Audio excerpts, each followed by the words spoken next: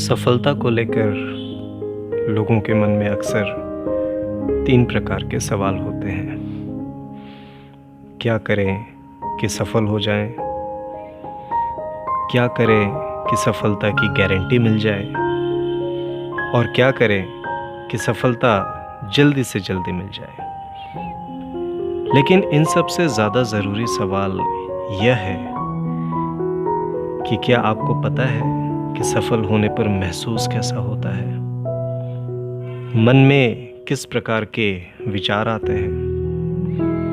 क्योंकि यदि आपको ये पता नहीं है तो बहुत बड़ी संभावना है कि आप सफल होने के बाद भी स्वयं को असफल मानकर निराश ही रहें। और सबसे बड़ी बात, यदि सफलता का स्वाद क्या होता है इस बारे में यदि आपको जानकारी नहीं है तो सफलता का सब्ज बाग दिखाकर आपको गुमराह करना किसी के लिए भी बहुत आसान है।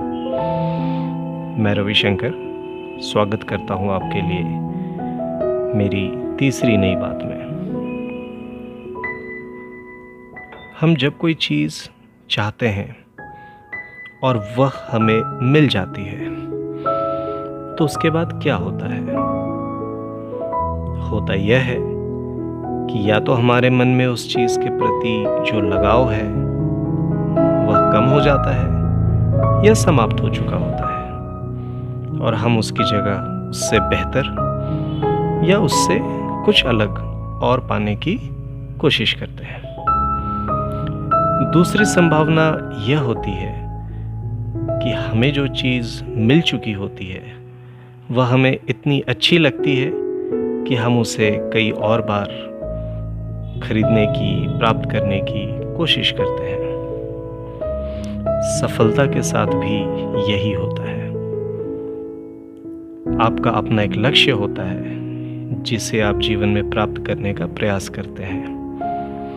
यह लक्ष्य धन हो सकता है, संपदा हो सकती है, कार्यक्षेत्र में किसी प्रकार की उन्नति या पुरस्कार हो सकता है जिसे हम प्राप्त करने का प्रयास करते हैं। तो जैसा मैंने अभी बताया कि जब यह हमें प्राप्त हो जाते हैं तो इसके अगली बार या तो हमें इनसे अलग या इनसे बेहतर सफलताएं चाहिए होती हैं, या फिर हमें हर बार इन्हीं लक्ष्यों को प्राप्त करने में बेहतर आनंद की अनुभूति होती है।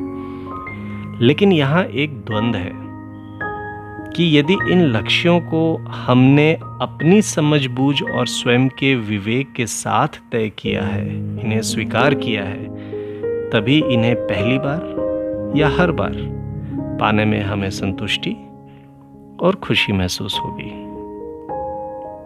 लेकिन जब इन लक्ष्यों को तय करना हमारे अधीन नहीं होता और किसी और के लिए हम इन लक्ष्यों को प्राप्त करते हैं और उस समय जब हमें यह बताया जाता है कि हम अपने लक्ष्य को प्राप्त करने में सफल हुए हैं तो सही मायनों में मन उस सफलता की खुशी की अनुभूति नहीं कर पाता।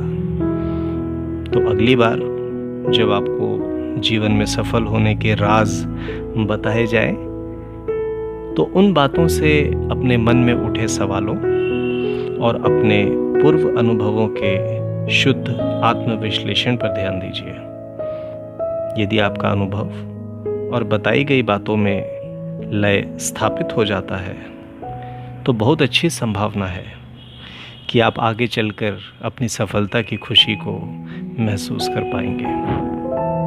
नहीं तो जो बातें आपको बताई जा रही हैं वो शायद मिथ्या है। आज के एपिसोड में सिर्फ इतना ही। आपके लिए मेरी चौथी नई बात लेकर मैं शीघ्र उपस्थित होऊंगा। आप अपनी राय और अपने सवाल कमेंट बॉक्स में लिख सकते हैं। आपका कीमती वक्त मेरे साथ बिताने के लिए बहुत बहुत धन्यवाद।